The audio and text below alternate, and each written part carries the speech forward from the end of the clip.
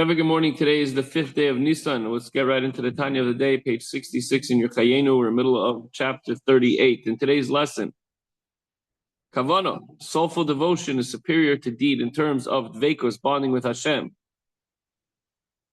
Not inherently, for they're both His will equally, but Hashem's desire is for you to have intention, kavana, put a little flavor into that food, into the soul food. Two categories of matter, mineral and plant, correspond to two expressions of mitzvahs, deed and speech. While two categories of soul, animal and human, correspond to the two levels of devotion and mitzvahs, which will be in tomorrow's lesson. It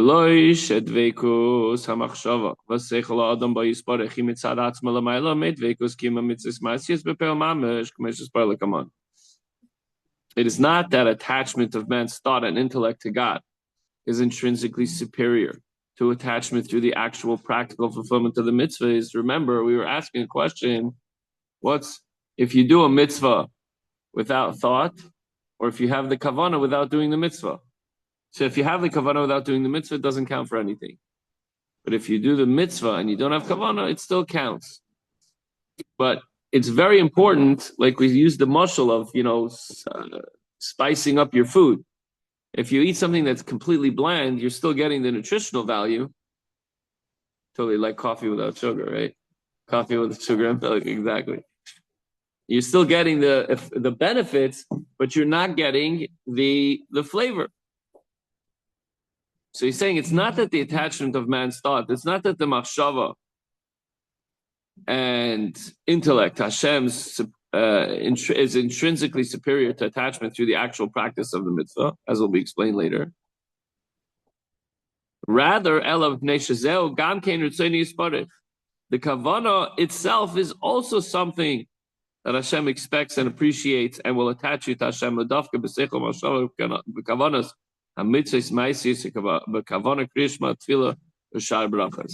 the kavanah is superior because this too is God's will.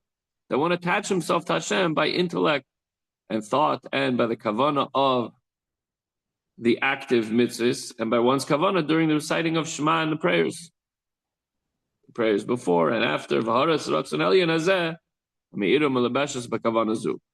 the illumination of the supernal will that radiates and is enclosed in this kavanah.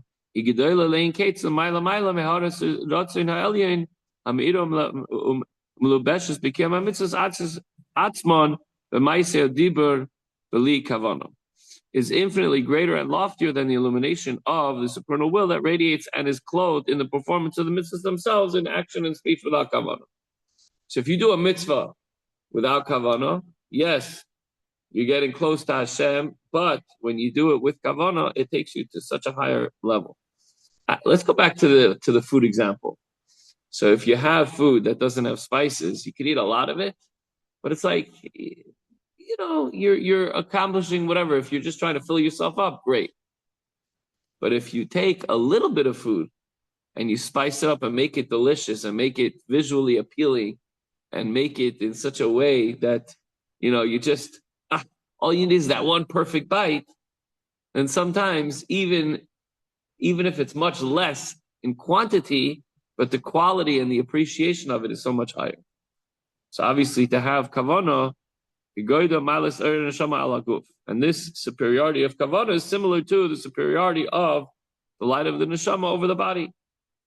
And they both come hand in hand. You don't have a body without a soul. You don't have a soul without a body. But there's a superiority of the light of the soul, of the neshama over the body.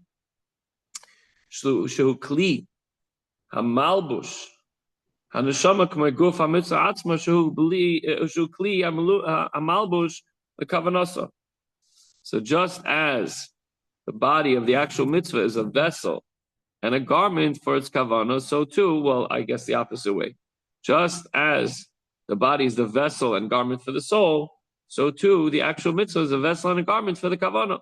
What's the kavanah? Intellectually and in thought, you get close to Hashem, you connect to Hashem. And for this reason, the performance of the mitzvah is likened to a body and its kavanah. So without the mitzvah as a vessel or starting point, let's say davening and saying Shema, what are you going to have kavanah? You're going to stop in the middle of the day and just start having kavanah? No, but during davening is a time when you have kavanah. During the performance of a mitzvah, when you're putting on the tefillin, when you're about to shake the luvanes, you're holding it in your hand. So the mitzvah is a vessel for this deep connection to Hashem through the kavanah.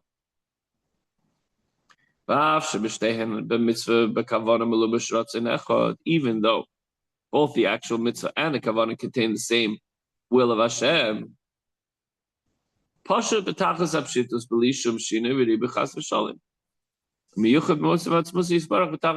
yes, true. Obviously, doing the mitzvah and having kavanah both want to connect you to Hashem. And it cannot be said that the kavanah contains more of Hashem's will and the mitzvah less of Hashem's will. No, we're both trying to connect in both ways. Through the mitzvah and through the kavanah, we're trying to connect Hashem.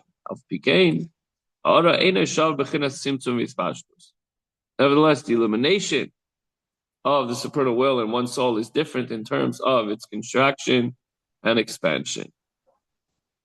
So in the performance of a mitzvah, this illumination is a state of contraction, and one's attachment to Hashem's will is not readily apparent. Even though we said that the action-based mitzvahs has a revelation of God much more than even learning Torah, so we're still trying to figure that out. However, the illumination during the illumination of the mitzvah itself is in a state of expansion and revelation. When it comes to one's soul, that's when the revelation of Hashem is in the expansion mode. Here, clearly, one's thought and intellect are attached to Hashem. You feel like you can connect to Hashem in your mind much more than you could with your arm that's putting on the tefillin, right? Alter Rebbe notes as follows in the parentheses. He says,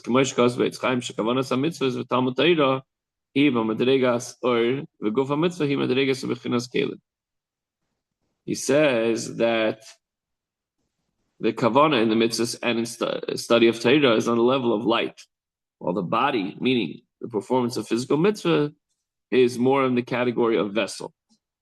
Sheheim b'chinas tzimtzum, shayidei tzimtzum ha'or nisavu hakelim ki yadu liyidei chen. These vessels represent contraction, as we said before, and the kavanah, expansion.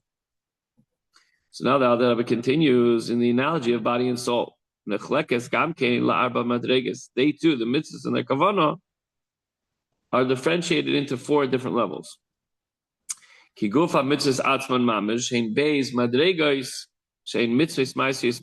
body of the mitzvahs themselves comprise of 2 levels, namely mitzvahs consisting of real action, as opposed to speech, which is considered action, but putting on tefillin is different than saying a blessing on a fruit tree.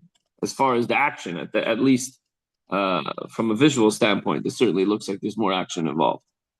And then we have a mitzvah satluyis b'dibur machshava k'may talmud Torah kriyashma. Then we have the mitzvahs that are more speech-based mitzvahs and thought-based mitzvahs, like learning Torah, saying Shema, ubetfilo birchas hamazin shabrachos, and other blessings, and blessings on food after the meals, etc. So both these levels, A, action, and B, thought and speech, are subdivisions of the category of the body of mitzvahs. The kavanah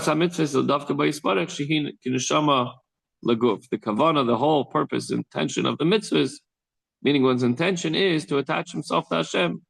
How? By performing the mitzvah. And this kavanah being like the soul for the body of the mitzvahs. And what happens? These 2 are also subdivided into 2 levels.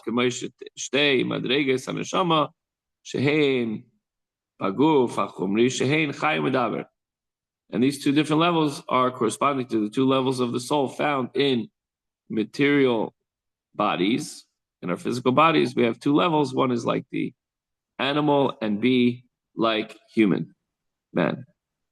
So the takeaway, we're going to get a little bit more into that tomorrow, but the takeaway for today is proper kavanah, intention, devotion, when performing a mitzvah, is equally Hashem's will.